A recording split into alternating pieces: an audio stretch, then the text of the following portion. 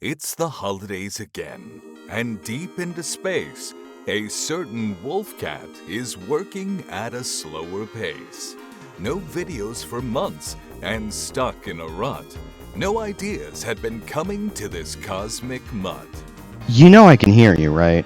The wolf had asked our narrator, but much to his dismay, I was but a disembodied voice, so my help would be limited anyway. You know, you could at least give me a decent suggestion of a game to play or a topic to talk about. Especially considering I'm probably not going to get rid of you until the video is over. Perhaps a simple game that would be done in a flash, or even a game from your past. Maybe something that invokes a sense of nostalgia that will hopefully get you out of your psychalgia. I'm pretty sure most people watching this video are not going to know what that means. Psychalgia means mental distress.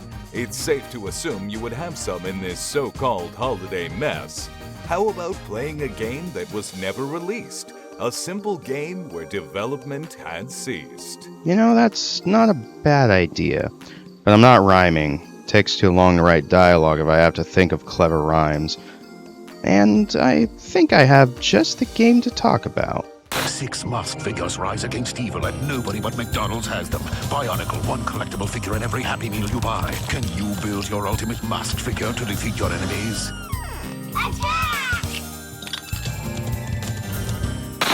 Done running Bionicle, Mask of Light. Next Saturday night at 7:30. This ain't your daddy's Lego. Gathered friends, listen again to our legend of the Bionicle. Growing up in the 2000s, I had many different things that very clearly would take up my interest. I got to grow up while the Star Wars prequels were in full swing and hype was through the roof. There was the big Spy Kids craze that felt like it lasted for quite some time. And I don't just mean the film Spy Kids, I mean even shows like Kim Possible and Kids Next Door. There was also plenty of shows like Code Lyoko that would shape some of my own writing and some fictional characters I would come up with as a kid. We also had 2 of my favorite Disney movies, Treasure Planet and Atlantis, came out and blew me away as a child. Hell, there was even Pirates of the Caribbean that was popular for a bit there. But at the center of it all was a franchise that had gained a ton of my attention, and that was Bionicle. A bit of a history lesson, but in the 90s, the LEGO brand wasn't doing so hot. Thankfully, one of their business ventures in 1999 would slightly help. And that would be when they partnered with Lucasfilm to produce a line of Star Wars LEGO sets. The problem was that LEGO didn't own the rights to Star Wars and needed to pay a license to even make the toys.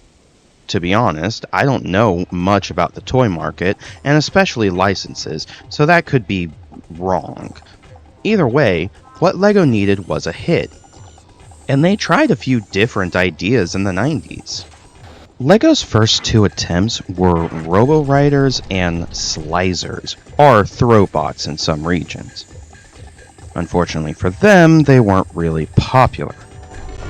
Now, Bionicle itself was brewing in the background, but wouldn't be properly ready until about 2001. Even then, it went through a few iterations. One of the first ideas from Chris Faber, the main lead on the whole Bionicle project, would be Cybots.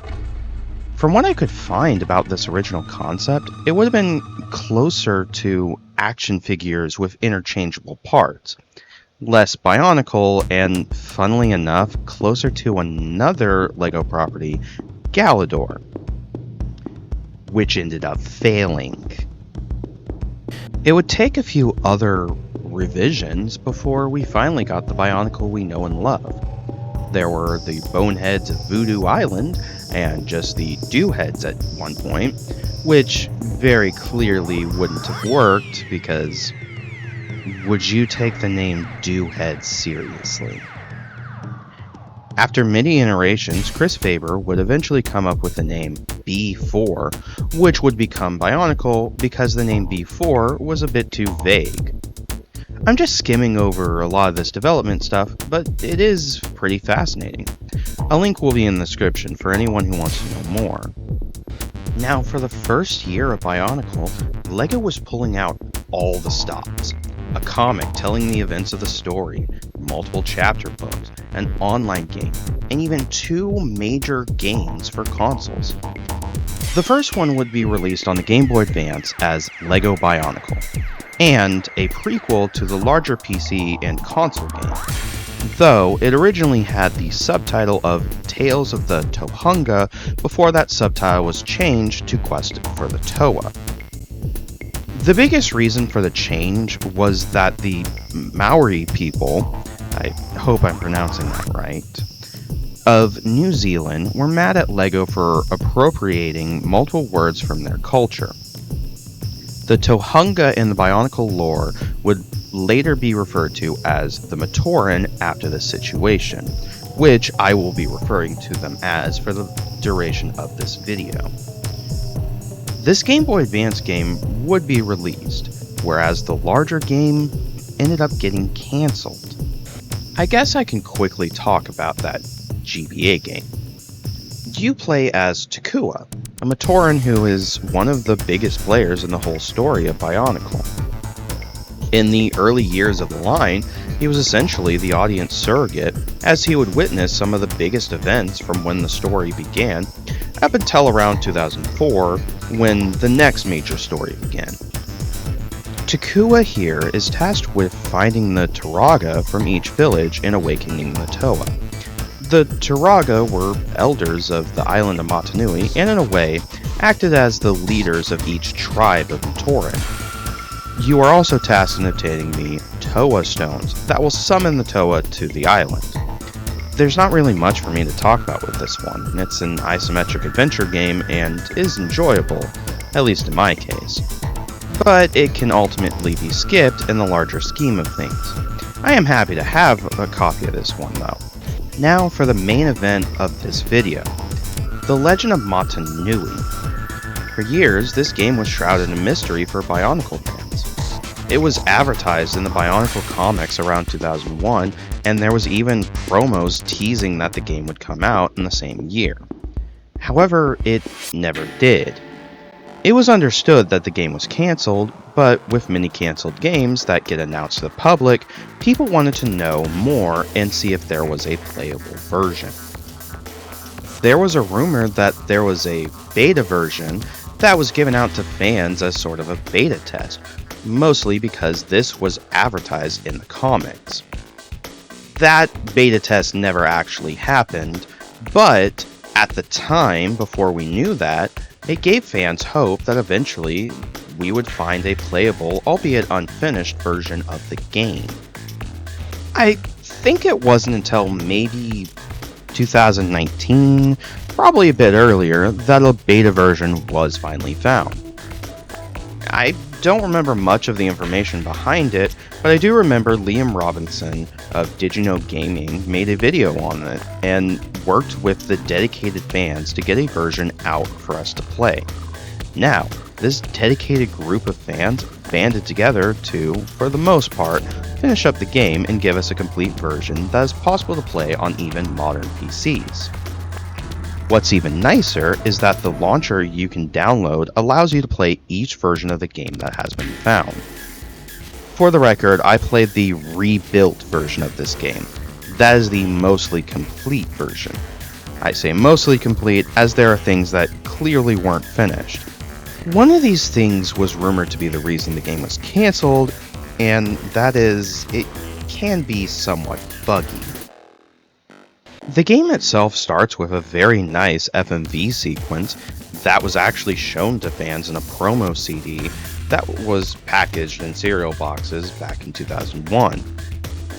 This little intro shows the Toa arriving on the island before one pops out of the canister they were housed in and starts rebuilding themselves.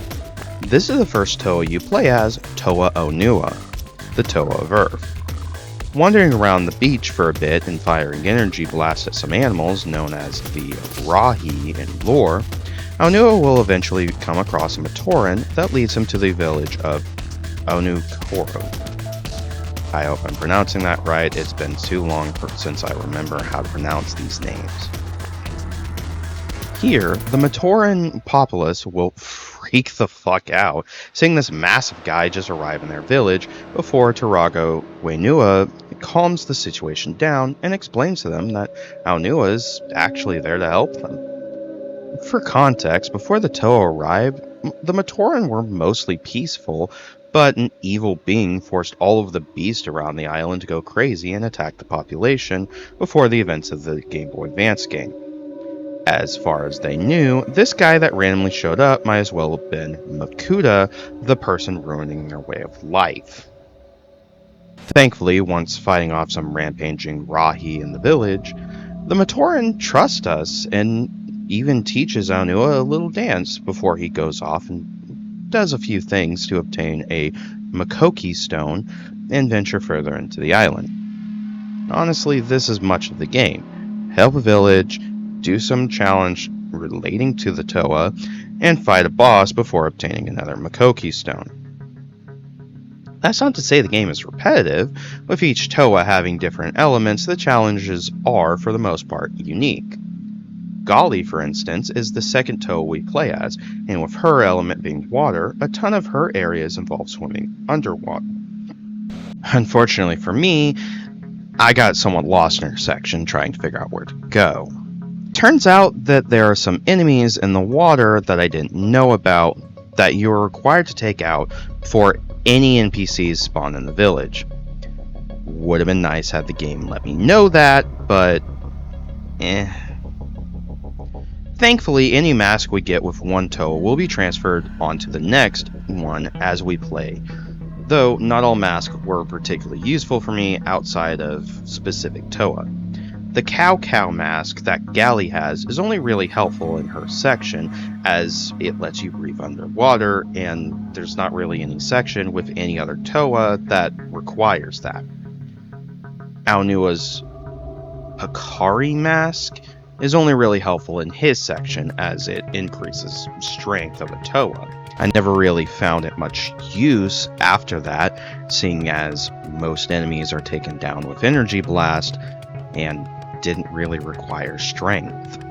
The only masks that I could find useful outside of specific Toa were the Miru, Mask of Levitation, the Ruru, the Mask of Night Vision, and maybe the Kakama, the Mask of Speed. I'd say the How, but how late you get it in the game, it wasn't really useful as it would be if it had been given to me earlier. I get that the How is the mask that Tahu primarily rares, but considering he is the last Toa you get to play as before the final area, it's not nearly as helpful. Especially as, by the time you get it, the only thing you really have left to do is fight the boss of that section, which doesn't really let you mess with the mask powers in a way that would make it helpful or worth it. I didn't really talk about the other Toa again, because as most of the sections are largely the same, there's not really much to talk about without sounding repetitive. With the biggest exception I can think of being Liwa, as his sections are mostly taken up by platforming. The problem is that platforming in this game is, well, how do I put this? I see a ton of people say this game is very similar to 3D Zelda games from the time, and there are some areas where I would agree, but it feels like a Zelda game if a Zelda game was a level-based game.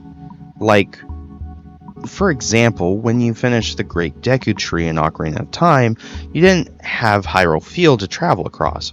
It immediately had you transport to Hyrule Castle to talk to Princess Zelda before playing as her in Zora's Domain. And that's not to say the game is bad in any way, but it has one of the more annoying things that Nintendo 64 Zelda games had, and that feels like the platforming was less of an afterthought. The biggest problem with that fact is that, at least in the Zelda games, the levels are clearly built around the platforming being automatic. and it doesn't get in the way of the gameplay. Here, it feels as if the devs made these big levels with Mario 64 style platforming in mind, but have the stiffer jumps of Zelda. To be fair, the jumping isn't automatic like in Zelda, but it's still very awkward to perform. It's almost like trying to jump like these Lego figures.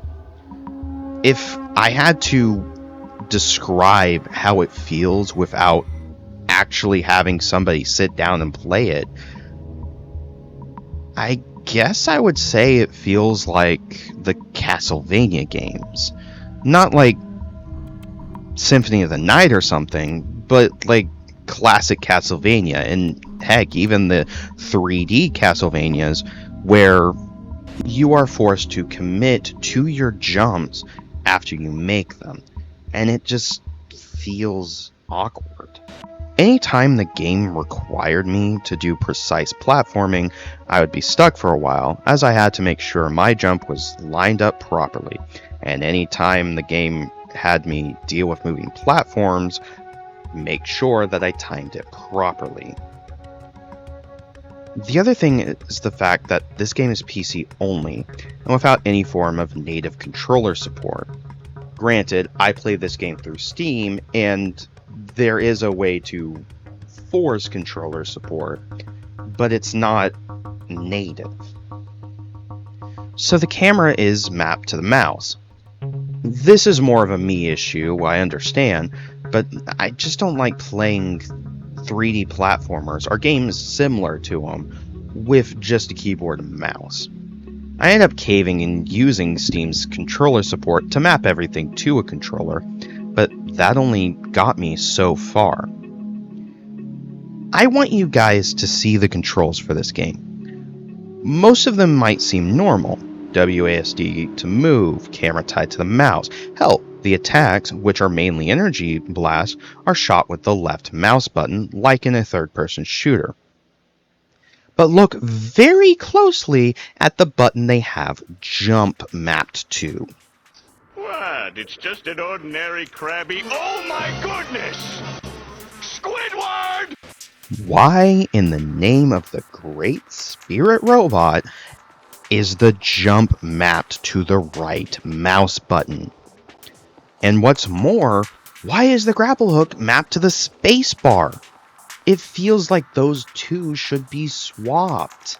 Boy, I really hope somebody got fired for that blunder. Oh, come on, Pixel, you can't use that clip. I don't want Disney on my ass. Besides, you know how the development of this game went. So, while the company didn't shut down after the development of this game, they weren't doing all that well. Many of the programmers would work on the game for long periods of time without really getting paid. And unfortunately, the company itself was banking on the game being a success. Unfortunately, LEGO would cancel the game in October of 2001, around the time the game was originally planned to release. Leon Robinson goes further into detail about the development in his video that he made for this game, which I will have linked in the description. But there's just a lot of details that kind of make sense as to why the game was inevitably canceled. Now, there are multiple theories as to why LEGO canceled the game. One was that LEGO didn't want to put out a game with violence in it so soon after 9/11. The problem with that is the game itself wasn't really all that violent. In fact, the original idea for the game was for the enemies to fall to pieces, like how they do in later LEGO Star Wars games. But it was removed because LEGO didn't like the idea and found it too dark. And it's funny to me that violence is considered one of the reasons the game was canceled, as honestly the violence feels on par with other LEGO games, both before and after. Another theory was that the game was too buggy and couldn't really be played that well without a ton of problems. Now, I will admit, I ran into a few bugs during my playthrough, but nothing that was completely game-breaking.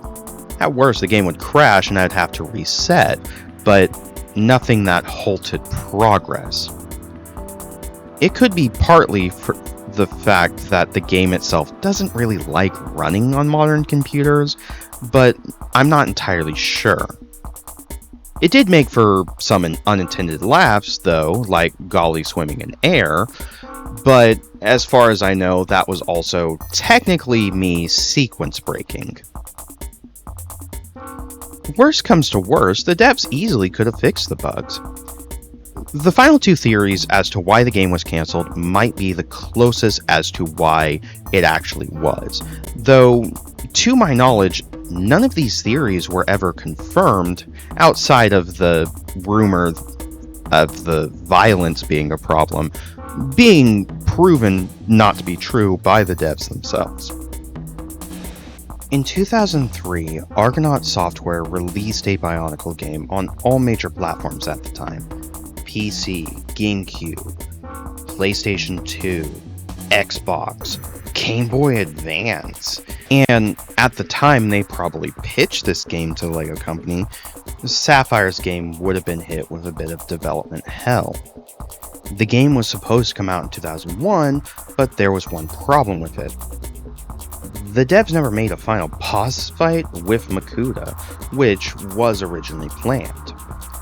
You might think that they could have just delayed the game, but the catch is that this game was set to tease the next storyline in Bionicle's lore, the Bow-Rock Swarm. By the time the game would have been ready, the Bow-Rock Swarm would have been old news for many kids, and LEGO probably thought it would be easier to cut their losses and wait until Argonaut's version would be ready, especially as their game was set to come out on every system at the time, whereas Sapphire's would have been only PC and maybe GameCube. Plus, at the time, the game was a beast for something that was mainly aimed at 10-year-olds, who would be playing the game on the family computer. Unless the kid's family had the best gaming PC in 2001, they would have spent money on a game that, more likely than not, wouldn't have ran. All in all, it's a bit of a shame.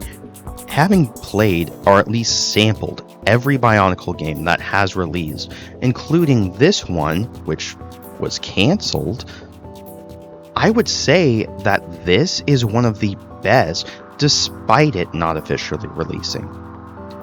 The controls did take some time getting used to, and I wish the platforming was a bit better, but it's still an amazing Bionicle game.